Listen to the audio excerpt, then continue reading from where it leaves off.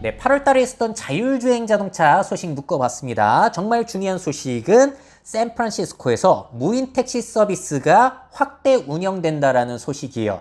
자, 이게 캘리포니아 규제 당국이 8월 10일 무인 택시 서비스를 확대하는 데 동의를 했다라고 합니다.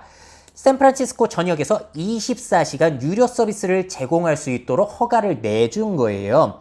자, 현재 GM 크루즈가 도시의 3분의 1에서 유료 차량 서비스를 제공하고 있었고요. 구글의 웨이모 역시도 무료 서비스를 제공 중이었다고 합니다. 자, 그래서 예상치 못한 확대 허가에 양사는 유료 서비스 확대를 지금 준비 중에 있다고 해요. 자, 크루즈는 샌프란시스코 북서부에서만 서비스를 했었는데 그 지역을 넓힐 것이라고 하고요. 웨이모는 이제는 돈을 받고 서비스를 진행할 준비를 하고 있다라고 합니다. 자, 근데 이거는 규제 당국에서 허가만 내려준 거고요. 도시 자체는 찬성을 아직 안 했어요. 아직 시민, 응급구조대원들과 도로를 공유하기에는 우려 요소가 많다는 거죠. 자, 실제로 이 무인 택시들이 갑자기 도로에 이렇게 멈춰서 가지고 길을 막는 현상들이 종종 일어납니다. 자, 이게 1년 전 영상인데 6대 이상의 크루즈 택시가 도로에서 작동을 멈춰버린 거예요. 직원들이 20분 만에 나타났는데 차를 옮기는 데는 수시간이 소요됐다고 합니다.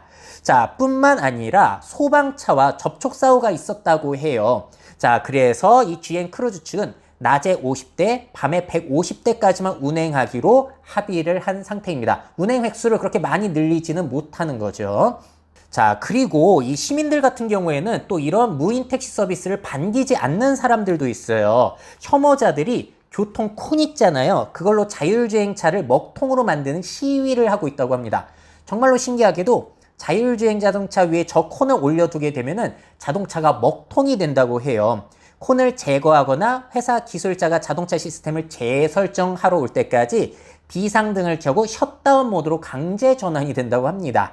자, 그래서 웨이모 측은 이렇게 하는 게 기물 파손 행위이고 도로 안전에 반한다라고 경고를 주고 있는데 이렇게 해서 기물 파손까지는 좀 오바지 않나라는 생각도 들어요. 자, 이 콘 시위가 차량의 오작동과 교통차단에 지친 주민들 사이에서 호응을 얻고 있다라는 소식이고요. 대중교통 응급구조대원을 방해하는 것에 대한 반대 시위라고 해요. 그리고 또 누가 반대하겠어요? 택시 노동자들도 여기에 대해서 많이 참여를 하고 있다고 합니다. 자, 그런가 하면 또 한 가지 생각해 봐야 되는 것은 이렇게 무인 택시 서비스가 발달하게 되면서 예상치 못했던 일이 펼쳐지거든요. 로봇 택시 안에서 사람들이 성관계까지 맺는 사례가 일어나고 있다는 겁니다.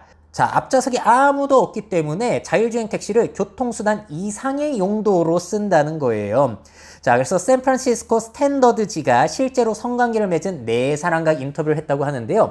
공공장소를 돌아다녔다는 사실, 금기시되는 것들이 오히려 더 흥미진진했다라는 인터뷰를 했다고 합니다. 자, 그리고 한 연구에 따르면 이런 얘기도 있었다고 해요. 대실 호텔은 자율주행 차량으로 대체될 가능성이 높다.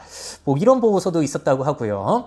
자, 그리고 로봇택시 내부에 카메라 마이크가 장착은 되어 있는데요. 항상 켜있진 않아요. 그럼 사생활 침해가 되니까 라이더 요청 시에만 활성화되고 있기 때문에 안에서 무슨 짓을 하든지 감시하기가 쉽지는 않습니다. 그런데 성행위를 하지 말라는 규정은 아직 없다고 하고요. 대신에 크루즈 규정에는 승객이 안전벨트를 착용해야 된다고 명시가 되어 있으니까 이거 풀고 성관계를 맺게 되면은 규칙에 위반이 되기는 한다고 합니다.